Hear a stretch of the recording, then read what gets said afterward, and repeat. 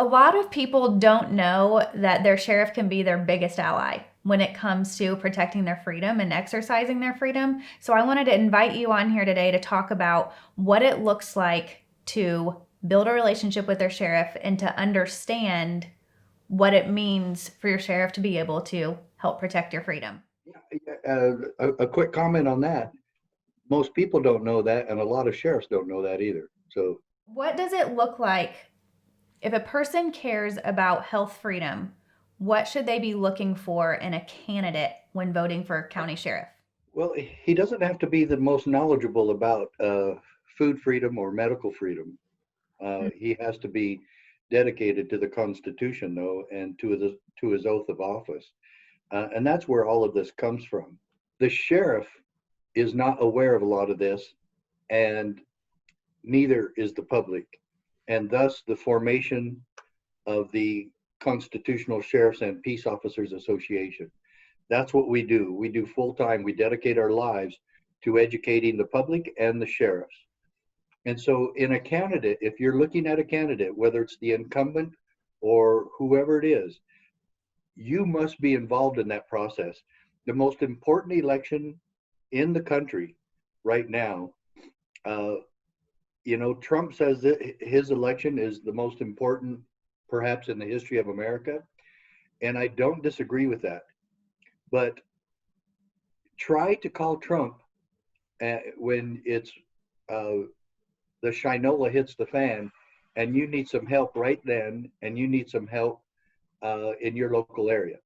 Uh, you'll never get to Trump, but you can get to the other person that can and is already promised, and you're his employer, and that's the county sheriff. So I really like your question, folks.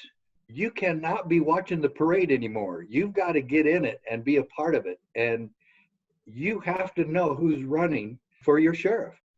And if you're not having a sheriff election this year, well, then you need to get to know the sheriff that's in there, and you need to start educating the sheriff. And you need to ask him that same question you asked me, Leah. Every one of your listeners, everybody in America should be watching this program today, and you should learn one thing from this today. You must have a relationship with your sheriff. When we go to vetting the candidate before the candidate is in office, what do you look for that signifies a sheriff is a constitutional sheriff? What kind of qualities do you look for in the person? Well, first you ask them that question. Ask them, are you if you're elected, will you be a constitutional sheriff? There's lots of different answers there. If he or she says, I don't know what that is, you need to be a little bit worried, but it goes back to the other part of your question. Is that candidate honest and sincere and honest of heart and a true American?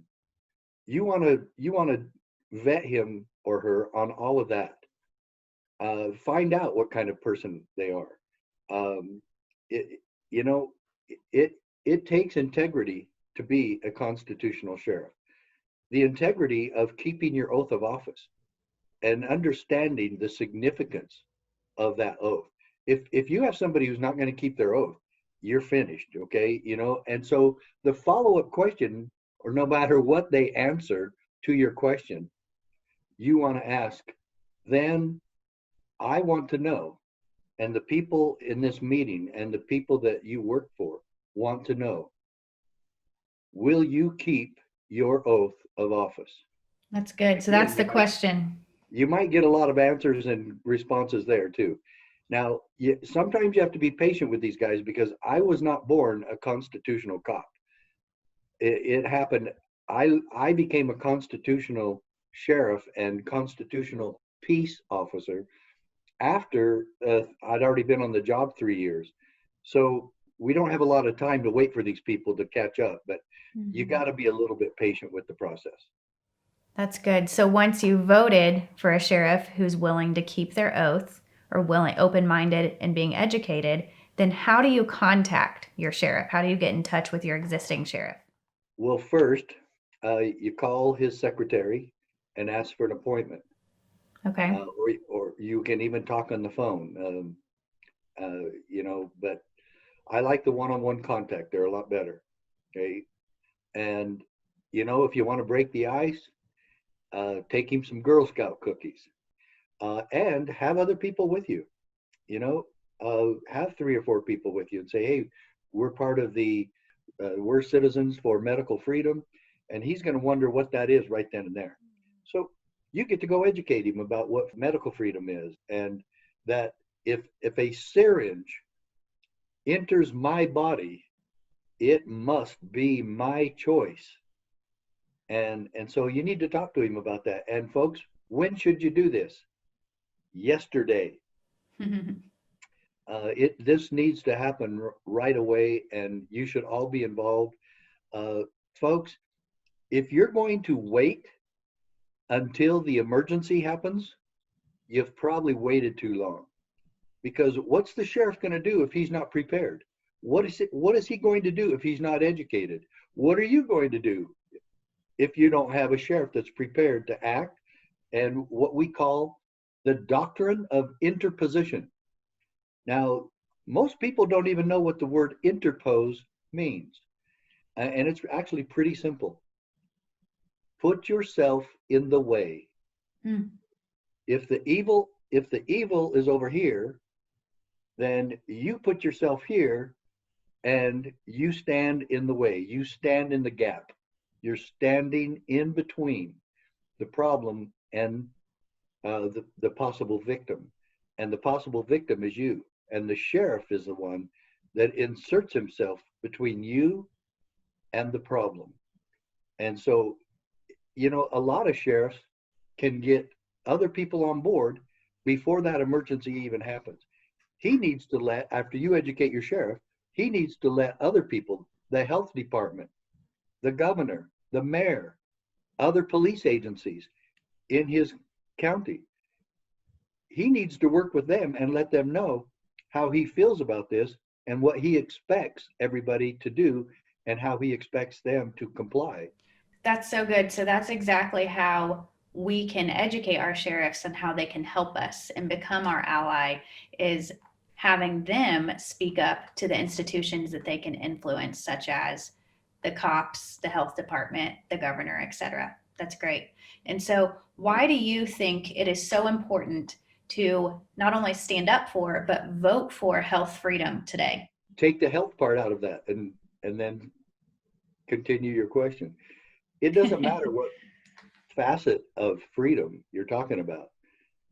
We're supposed to all put liberty first, and health freedom, yes, and forced inoculations and forced mask wearing and shutting down the economy and shutting down people's businesses and closing schools and closing doors and closing you and closing me.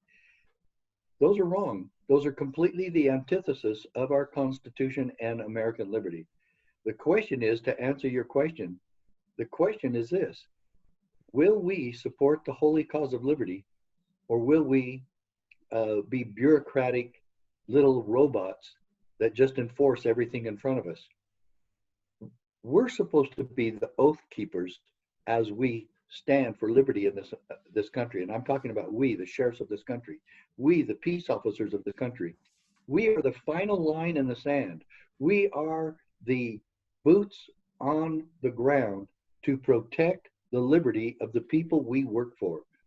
It's not to write tickets. It's not to kick in doors. It's not to get rid of all the potheads. It's not to get rid of the drug war. Some of those are essential parts of the job. But the ultimate goal, and what we should be thinking every time we put our badge on, what we should be thinking when we head to that job: will I protect liberty today as I swore to do?